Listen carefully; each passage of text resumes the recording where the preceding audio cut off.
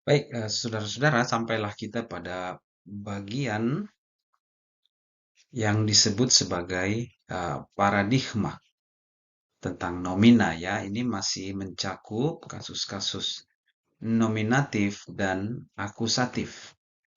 Nah, untuk artikel tertentu akan kita bicarakan setelah ini. Nah, jadi paradigma ini berisi akhiran-akhiran kasus yang dipakai deklensi pertama dan kedua.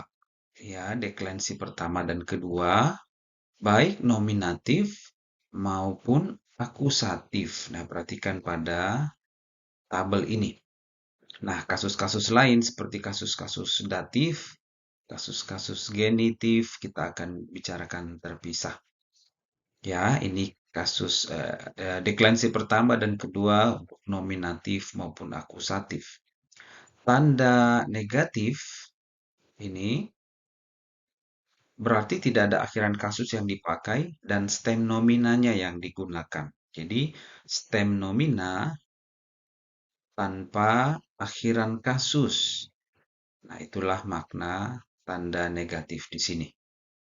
Nah, garis bawah di bawah huruf alfa. Nah, ini berarti akhiran kasus melebur dengan vokal akhir. Ya, akhiran kasus melebur dengan vokal akhir stem. Nah, ini adalah paradigma yang cukup rumit, namun perlu kita pelajari, perlu saudara-saudara pelajari.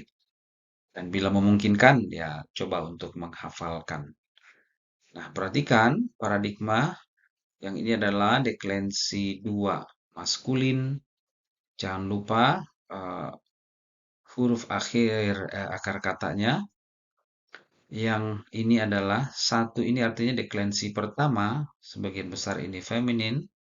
Yang bagian terakhir ini angka 2 ini berarti deklensi kedua untuk netral. Nah, kita tahu bahwa sudah saya sampaikan sebelumnya bahwa deklensi kedua itu kebanyakan maskulin atau netral atau neuter. Nah, untuk nominatif tunggal, akhiran kasusnya adalah sigma. Untuk feminin tidak ada, artinya yang digunakan adalah akar kata. Untuk netral, nominatif tunggal, nu. Untuk akusatif tunggal, kita sudah lihat beberapa contoh. Akhiran kasusnya adalah nu. Untuk feminin juga nu. Untuk neuter atau netral juga nu. Oke, perhatikan untuk nominatif jamak. Seperti tadi perubahan dari apostolos menjadi apostoloi. Logos menjadi logoi. Thokos menjadi thokoi. Jadi akhiran kasusnya adalah iota. Untuk feminin juga sama. Untuk nominatif jamak feminin akhiran kasusnya adalah iota. Untuk netral atau neuter akhiran kasusnya adalah alfa dengan garis bawah. Untuk maskulin akusatif jamak akhiran kasusnya adalah upsilon sigma. Untuk feminin sigma. Untuk neuter akusatif jamak alfa. Nah, nanti mudah-mudahan kita akan lebih memahami dengan contoh-contoh yang masih akan banyak kita lihat. Nah, itu tentang akhiran kasus. Nah, inilah paradigma ketika akhiran kasus bergabung dengan vokal akhir stem. Nah, perhatikan perubahan paradigmanya. Nominatif tunggal, os, menjadi akusatif tunggal, on. Nominatif jamak, oi. Akusatif jamak, us. Logos, logon, logoi, logus. Itu perubahannya ya. Logos, logon, logoi, logus. Logus, akusatif jamak. Untuk feminin, deklensi pertama, ada dua vokal akhir stem, ita, eta atau ita, dan alfa.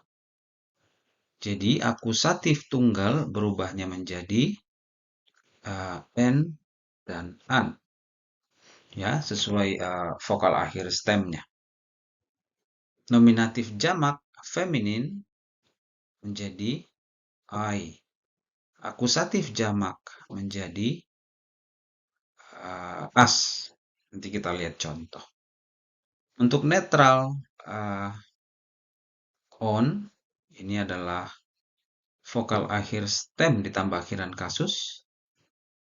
Akusatif tunggal netral on. Nominatif jamak netral a. Akusatif jamak netral a. Nah, jadi perhatikan ya, ada dua jenis vokal pada deklensi 1 yang kebanyakan adalah bergender feminin. Mari kita lihat contoh perubahan paradigma ini dalam kata-kata tertentu. Untuk nominatif tunggal, logos menjadi akusatif tunggal, logon. Nominatif jamak, sigma, akhiran sigma menjadi i. Logos menjadi logoi.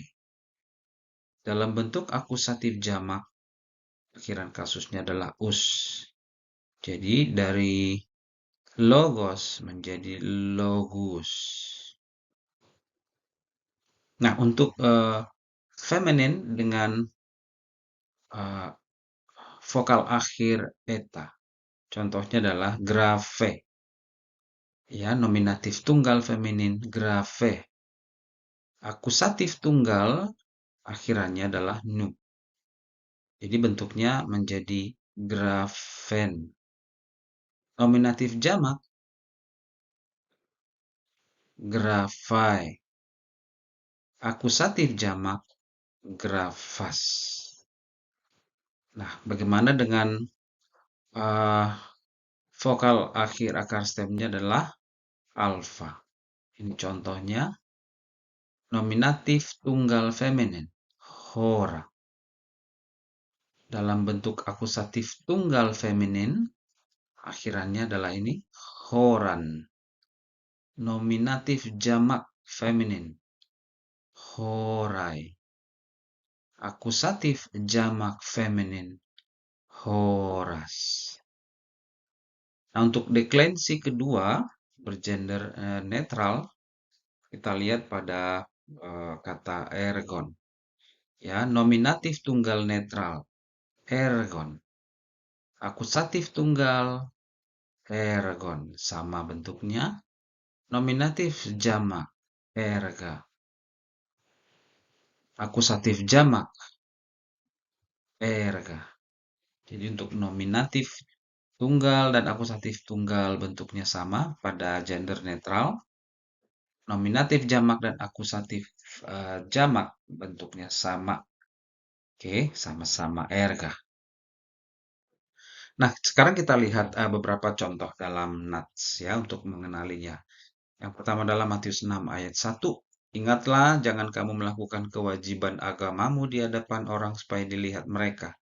Karena jika demikian, kamu tidak beroleh upah dari Bapamu yang di sorga. Kita akan lihat beberapa kata yang digarisbawahi. Kewajiban agama upah. Prosechete detendikaiosinen himon me poiein emprostenton anthropon prostoteathenai autois. Ide mege miston uk ekete parato patrihimon to entoi zuranois. Jadi yang pertama adalah kata dikaiosinen.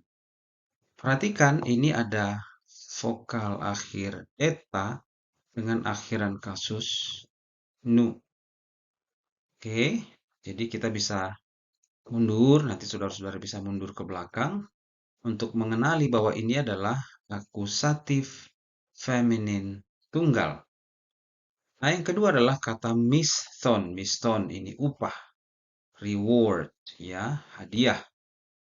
Jadi, akhiran kasusnya adalah new, vokal akhir stemnya adalah omikron. Ya, omikron new. Jadi, melihat paradigma tadi pada tabel, ini adalah bentuk akusatif maskulin tunggal. Jadi, fungsinya sebagai objek langsung. Nah, kita lihat contoh kedua pada Matius 6 ayat 5. Dan apabila kamu berdoa, janganlah berdoa seperti orang munafik. Kahotan proseu heste uk eseste hos hoi hipokritai. Ya, hipokritai, hipokrit, orang-orang munafik. Nah, perhatikan eh, akhiran yang digunakan. Ya, iot. Jadi, hipokritai. Nanti silakan melihat paradigma pada tabel tadi. Ini adalah hipokritai adalah sebuah kata benda nominatif maskulin jamak. Ya, maskulin jamak. Nah, selanjutnya Yohanes 1 ayat 1. Ya, pada mulanya adalah firman, firman itu bersama-sama dengan Allah. Enarche en hologos, kai hologos en proston theon. Jadi yang kita mau lihat adalah ton theon. Ya, kita bisa melihat bahwa vokal akhir stemnya adalah omikron dengan akhiran kasus nu. Tentu saja ini adalah bentuk akusatif maskulin tunggal. Nah, jadi dalam mengurai dalam sebuah kata, bila saudara-saudari akan melakukan eksegesis, jadi suatu proses yang saudara-saudari perlu lalui adalah mengurai kata untuk memahami maknanya atau parsing. Jadi kita perlu menetapkan 5 hal. Apa kasusnya kata tersebut? Nominatifkah, akusatifkah dalam hal ini ya? Nanti masih ada kasus datifkah, genitifkah, karena kasus menentukan makna. Yang kemudian jumlahnya tunggalkah, jamakkah? Yang selanjutnya gender, kata maskulin, feminin. Dalam Yunani ada gender netral atau neuter. Kemudian kita perlu mencari bentuk leksikal dalam nominatif tunggal. Ya, bentuk leksikal ada dalam bentuk nominatif tunggal. Nah, kemudian kita akan menemukan arti infleksinya. Ya, kalau kita sudah mengetahui sampai ke bentuk leksikal, kita akan mengetahui arti infleksinya. Contoh, kita dapat aplikasikan bagaimana melakukan parsing atau uraian untuk kata logus. Ya, jadi kita sudah mengenal akhiran ini, us ini, kasusnya akusatif. Nah, saudara-saudara dapat dibantu oleh tabel tadi ya. Jamak jumlahnya, gendernya adalah maskulin, bentuk leksikalnya adalah logos. Jadi karena logo adalah kata, logos adalah kata-kata. Nah, jadi ada 3 aturan pertama untuk nomina. Ya, berikut ini ada 3 dari 8 ya. Nanti kita akan melihat ini perlahan-lahan lebih jauh. Stem nomina yang berakhir dengan huruf alfa atau ita berada di dalam deklensi pertama. Ya, sebagian besar adalah feminin. Stem yang berakhir dengan omikron termasuk dalam deklensi kedua. Setiap nomina netral mempunyai bentuk nominatif dan akusatif yang sama, seperti kita lihat pada tabel tadi.